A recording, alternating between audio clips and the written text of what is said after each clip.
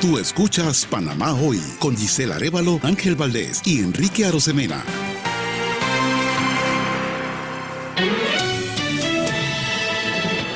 Entrevista de actualidad, Panamá Hoy. Tú eliges 2024.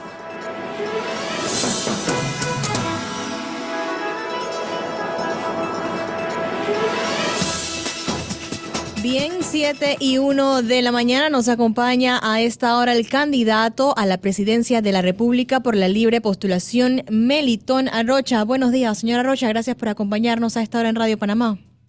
Buenos días, Giselle. Señor Melitón, el tema del momento. Panamá pierde el grado de inversión.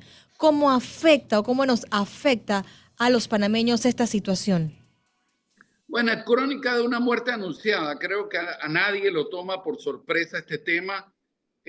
Nosotros lo habíamos venido diciendo, hombre, hace más de un año, de que si continuábamos con el manejo macroeconómico del Estado, de la manera en que se estaba llevando adelante, con las señales que se le estaban enviando a los compradores de bonos de que estábamos manejando la deuda con $200 millones en partidas en la Asamblea Legislativa, una descentralización paralela que también vale $200 millones, las consecuencias del cierre de operaciones de la mina, pues todas esas condiciones macroeconómicamente indicaban de que era casi inevitable que íbamos a perder grado de inversión.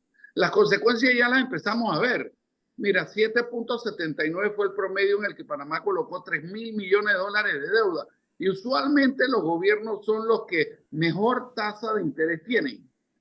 Pareciera ser que, y esta colocación de deuda fue precedente a la pérdida del grado de inversión, con lo cual mi interpretación es que los mercados internacionales de crédito al menos estaban descontando parcialmente que Panamá ya había perdido grado de inversión. Y eso lo que significa para la vida cotidiana de todos los panameños es que muy probablemente en un plazo no muy distante vamos a empezar a ver cómo se encarece el costo de la vida en términos generales, precedido por el aumento del financiamiento a todo. Y eso significa el aumento de las hipotecas, el aumento de los préstamos automóviles, el aumento de las tasas de interés de las tarjetas de crédito. Y eso tiene un efecto aguas abajo en la economía, porque en la medida que el financiamiento es caro y es uno de los costos de producción, pues eso inevitablemente se le traspasará al consumidor, haciendo que el poder adquisitivo que tú y yo tenemos disminuya. Ahora, esta es una responsabilidad, señora Rocha, que le corresponde o que le toca resolver al próximo gobierno. Usted ha hablado de, obviamente, aumentos a impuestos, en temas bancarios también. ¿De qué manera usted ha ido analizando ya este tema? Este anuncio fue el fin de semana. Usted se ha reunido con su equipo para ver de qué manera de ustedes llegar, obviamente, a la presidencia de la República podría ir solventando la situación para que no recaiga ese peso sobre la población panameña. No, mira, realmente lo que hay que hacer es poner la casa en orden. Todos tenemos que entender que este tipo de cosas tienen consecuencias y va a tener consecuencias para todos nosotros. Y hay muy poca cosa que se pueda hacer en el futuro inmediato para evitar que tenga consecuencias en todos nosotros. El que te diga una cosa distinta, francamente te está mintiendo. Ahora, podemos hacer cosas en el mediano plazo, podemos hacer cosas en el corto plazo que tengan impacto en el mediano plazo de manera tal que podamos revertir la situación. Ninguna de ellas es fácil. Tenemos que poner la casa en orden. Tenemos que poner a dieta al Estado. Tenemos que administrar la cosa pública como un buen padre de familia. Tenemos que ser prudentes fiscalmente. Tenemos que desburocratizar el Estado. Tenemos que racionalizar los procesos públicos. Tenemos que generar riqueza y eso significa pues asumir una serie de medidas en el corto y mediano plazo que nos permitan llegar allá. Tenemos que enviar señales a los mercados internacionales de crédito de que aquí hay certeza del castigo, de que cualquier persona que encuentre un acto de corrupción va a tener una consecuencia penal y que vamos a utilizar los fondos entendiendo que no son infinitos y que cuando el mercado de capital te los presta es porque está entendiendo que tú vas a hacer buen uso de ellos y vas a ponerlos en labores productivas para la sociedad y no que vas a ir a pagar una planilla de campaña en la Asamblea de Diputados o que vas a ir a pagar digamos, la caja menuda de los diputados a través de la descentralización paralela. Esos temas se tienen que terminar de una vez y por todas. Y yo no veo el momento en que le podamos poner orden a este tipo de conductas.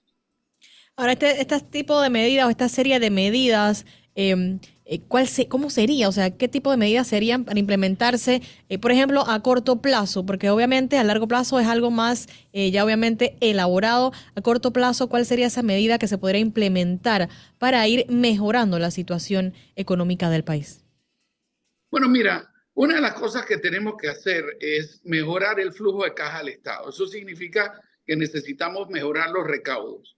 Y eso de mi perspectiva conlleva tres elementos fundamentales. La primera, que el Estado ejerza un mejor rol como cobrador. Hay montones de impuestos que la gente declara que debe y simple y sencillamente porque no hay ninguna institución del Estado gestionando el cobro, el Estado no recibe ese flujo económico, esa inyección económica para que se pueda seguir haciendo obra pública. La segunda, vamos a tener que revisitar el tema de defraudación fiscal.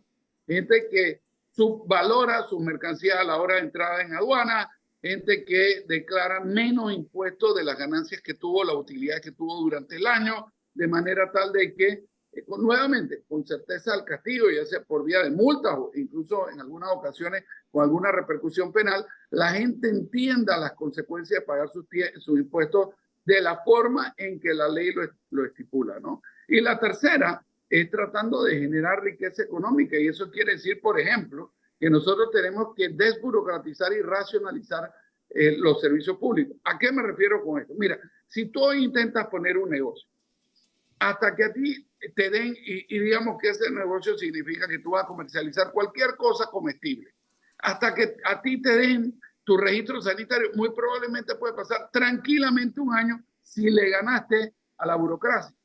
Nosotros tenemos que hacer que todo ese tipo de procesos, permisos de construcción, permisos de ocupación, permisos de los bomberos, toda la tramitología del Estado que impiden que el capital confíe, el capital panameño, olvídate del extranjero, el panameño que confíe, que vaya y coja su préstamo, que saque su ahorro del banco y decida realizar un emprendimiento. Nosotros tenemos que generar las condiciones para que la gente confíe, ponga la plata a andar en la economía.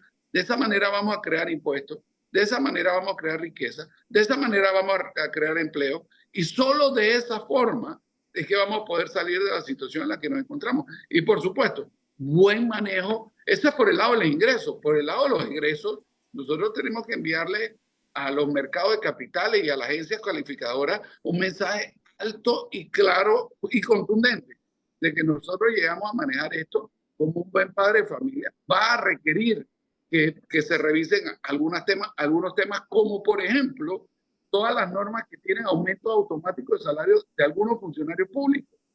Es que eso nos cuesta $1 billón más todos los años y los aumentos son automáticos, o sea, no están determinados en función del buen desempeño del funcionario, de su productividad, de una evaluación. No, son básicamente el tiempo pasa y a mí me aumentan el salario, cosa, por ejemplo, que el sector privado no existe. Ese tipo de medidas vamos a tener que tomar varias, de manera tal que podamos devolverle el orden y la confianza, el orden a la finanza pública y la confianza a las agencias calificadoras de riesgo. Claro. Hablemos de debates presidenciales. Usted ha tenido una buena participación en los últimos debates. Esta semana, el día miércoles, para ser más específica, se va a estar realizando el debate que tiene que ver con el tema del turismo.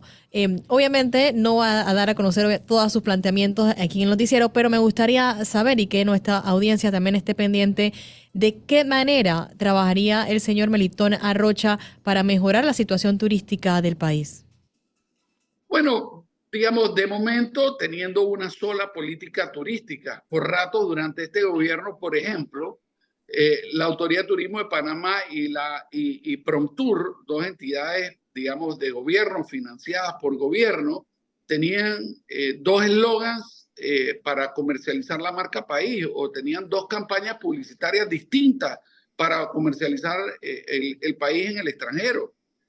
Si no nos podemos poner en orden y no podemos lograr consenso, no a lo interno del país, a lo interno del gobierno, qué mensaje estamos enviando a la gente afuera. Y después, digamos, una mejor sintonización en torno a, por ejemplo, los gobiernos locales y la autoridad de turismo. Te pongo un ejemplo. El segundo lugar más visitado de la República de Panamá es el Casco Viejo, y sin embargo no será ninguna sorpresa para ti ni para las personas que nos ven y nos escuchan a través de Radio Panamá, que uno le llame la atención de la cantidad de basura que uno encuentra en el casco antiguo. Entonces yo creo que tenemos que sintonizar, digamos, una marca país a nivel internacional con un buen producto turístico, y eso significa todo lo que viene detrás, la formación de guías turísticos, etcétera, y además con unos gobiernos locales y un gobierno central que están perfectamente alineados con esta estrategia, de manera tal que los esfuerzos que se hacen tratando de captar el turista después se ven reflejados en una buena experiencia, que lo que significa es que cuando ese turista regresa a su país de origen, pues genera, digamos, nos da una buena referencia para estimular a otros vecinos, amigos, colegas a que vengan a visitar nuestro país. Sí, en base a lo que ha mencionado, si yo le preguntaría 3 puntos importantes a cambiar o mejorar dentro del turismo, ¿cuáles serían? Lo que pasa es que si sigo comentándote, me voy a quedar sin argumentos para el debate por lo menos nuevo. Y por eso te voy a decir uno, ¿no? Sí. Comencemos por el alineamiento jurídico. O sea, nosotros tenemos un Ministerio de Turismo que todavía se llama Autoridad de Turismo de Panamá. No ha habido una modificación legal de manera tal, o Instituto Panameño de Turismo. Ahora me pusiste un apuro, no recuerdo cuál es. Lo cierto es que la terminología no ha cambiado, que tenemos un Consejo Nacional de Turismo que realmente es anacrónico y no funciona. Y ese es el principal organismo para la formulación de la política pública en materia de turismo. Que tenemos una ausencia de sintonía entre Promtur, que es la agencia de promoción turística del país, y la ATP, que por ratos hacen redundancia, pero no solo hacen redundancia de que están haciendo el mismo trabajo al mismo tiempo con presupuestos distintos, sino además que están comercializando, están mercadeando el país de manera distinta. Entonces, yo creo que ahí hay una serie de tareas que simple y sencillamente significan poner orden y alinear criterios. Hablando del orden y hablando de temas políticos, señora Rocha, ayer un candidato presidencial, Martín Torrijos, dio a conocer o daba su mensaje a la Corte Suprema de Justicia que resolviera todas las situaciones políticas dentro del país para que esta contienda electoral se llevara de la manera más pacífica. Hay un caso, obviamente, en la Corte, que es el de el señor Mulino, que también es candidato por realizando metas. ¿Qué piensa usted al respecto de esta situación, de esta demanda que se ha presentado y de la situación que se está viviendo en torno a esto? Bueno, fíjese, mi posición con respecto a la candidatura del señor José Raúl Mulino es que debe correr. Le hacemos un flaco favor a la democracia intentando que gente no corra. Una cosa es estar condenado por un tipo penal, pues en ese caso sí creo que está inhabilitado de correr, y que todo, digamos, el ejercicio excesivo de recursos legales en nada le servían a la democracia. Pero en el caso del señor Mulino, es un candidato en buena lid, y yo creo que a mayor competencia, mejor la calidad de la persona que vamos a elegir como presidente de la República, ¿no? Y yo no quiero ganar una elección teniendo en consideración que hubo candidatos pues que no pudieron salir de la gatera, por ponerlo de alguna manera. Habiendo dicho eso, me parecen las declaraciones del señor Martín Torrijos muy sensatas, ¿no? La Corte Suprema de Justicia tiene una responsabilidad histórica que jugar aquí.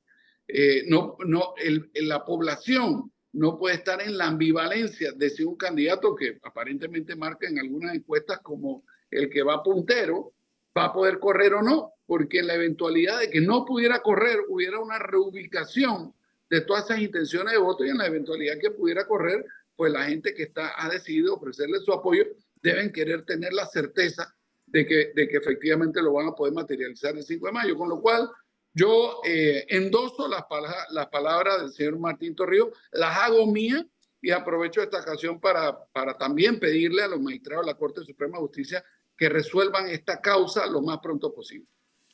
En este caminar político que ustedes han estado realizando, obviamente desde la recolección de firmas, ahora que inició el proselitismo político, ¿cómo ha visto usted el sentir del pueblo panameño? ¿Cuáles son esas necesidades o esas solicitudes que le hacen a usted como candidato presidencial para mejorar la situación del país? Bueno, necesidades he visto desafortunadamente muchas. Yo te diría, las resumo, las principales en lo que toca al ciudadano día a día. Por ejemplo, lo siguiente, ¿no? Nosotros tenemos, y esto si Dios quiere mejorará con la entrada de la línea 3 del metro mucho, pero por el momento lo tenemos. Las personas gastan promedio 2 horas viniendo a la ciudad y 2 horas regresando los que viven en el oeste. Esos son 4 horas de productividad de cientos de miles de personas que están montadas en un carro. ¿Tú te imaginas lo que pudiéramos hacer en materia de productividad a nivel nacional si esas 300, 400, 500,000 horas, hombre, de productividad que botamos a la basura metidas en un carro, las pudiéramos poner a trabajar para generar riqueza nacional? Es inconcebible que en pleno siglo XXI, a pocos kilómetros de la planta potabilizadora más grande del país, haya gente que está tomando agua de pozo. No, la recolección de basura, que de mi perspectiva, y particularmente en la ciudad de Panamá, que de mi perspectiva es la disputa por un negocio, lo que imposibilita que se resuelva el mismo y que todos veamos no solo que se recoge la basura ordenadamente, sino además que se dispone de la basura ordenadamente. Lo que estamos viendo en Cerro Patacón no solo es una tragedia ambiental que compromete la salud de miles de panameños que residen en torno a Cerro Patacón y últimamente en torno a toda la ciudad de Panamá, sino que eso, digamos, tiene que ser un crimen.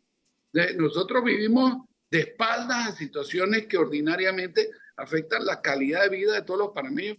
Te pongo un último tema para no abusar de los oyentes que nos escuchan. El tema del suministro de energía eléctrica, que es costoso, tiene unas fluctuaciones brutales en materia de voltaje y que las reglas fueron redactadas para que si a ti se te daña un aparato eléctrico en virtud de esas fluctuaciones, te aburra el proceso y nunca lo termines para que el que te causó el daño lo pague. Entonces, son normativas que se crearon para burlarse del consumidor y no para protegerlo. Ahora, hablando y continuando con el tema político, ya queda menos de un mes o 30 días para estas elecciones generales de mayo 2024.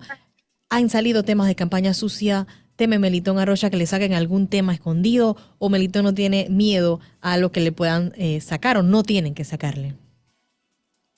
Mira, nosotros tenemos 3 décadas de estar participando en la política. Si sale alguna, dicho sea paso, ya están saliendo campañas sucias.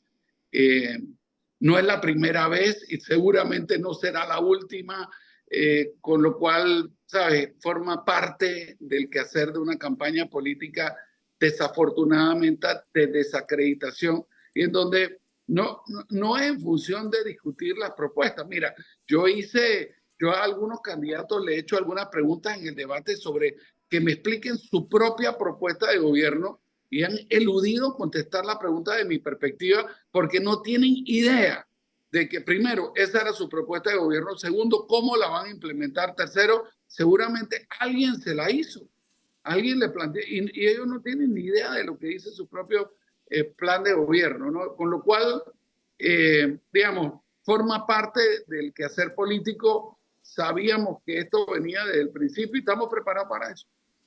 Hablando de plan de gobierno, ya hay muchos candidatos que no tenían su plan listo, ya lo han ido presentando. ¿Ya se puede ver el plan de gobierno de Melitón Arrocha? Mira, ya se puede ver los ejes del plan de gobierno. Nosotros continuamos trabajando en ese plan de gobierno que intenta ser un documento pragmático, que intenta no ser un documento que solo te habla de los temas nacionales por las nubes y te ofrece soluciones a 50,000 pies de altura, ¿no?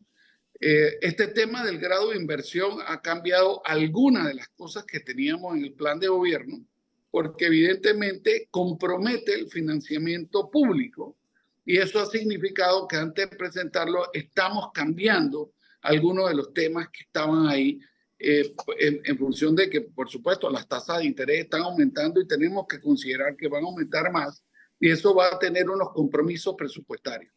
Nosotros creemos que ese plan de gobierno debe estar listo a los primeros días de la próxima semana y va a ser público. Excelente, muchísimas gracias a Melitón Arocha, candidato presidencial por la libre postulación. Que tenga excelente día. Saludos. Muchísimas gracias, buenos días.